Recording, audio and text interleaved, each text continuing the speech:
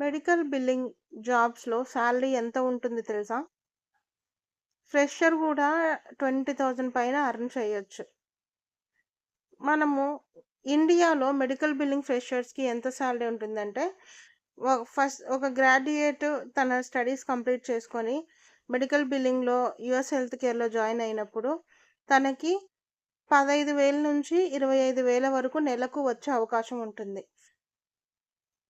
అది ఫ్రెషర్స్‌కి. In case మీకు already medical ఫీల్డ్‌లో ఉండి మెడికల్ బిల్లింగ్‌లో గానీ, యూఎస్ హెల్త్ కేర్‌లో గానీ ఆల్రెడీ వర్క్ చేస్తూ 1 ఇయర్, 2 ఇయర్, 3 ఇయర్ ఎక్స్‌పీరియన్స్ ఉంటే అప్పుడు మీకు 30,000 నుంచి 50,000 వరకు నెలకు సాలరీ వచ్చే అవకాశం ఉంటుంది.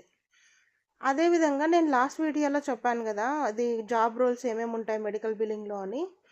అలాగే చూడకపోతే ఆ వీడియో ఒకసారి చూడండి. వాటిల్లో నేను మెన్షన్ చేశాను. Medical coding, AR calling, denial మేనేజ్మెంట్‌లో మీరు వర్క్ చేసి ఆ స్కిల్స్ ఉంటే వాటి మీద ఇంకా సాలరీ ఎక్కువుంటుంది. ఈ మూడిటి గురించి నేను మళ్ళీ సెపరేట్ వీడియో చేసి మీకు ఎక్స్‌ప్లెయిన్ చేస్తాను.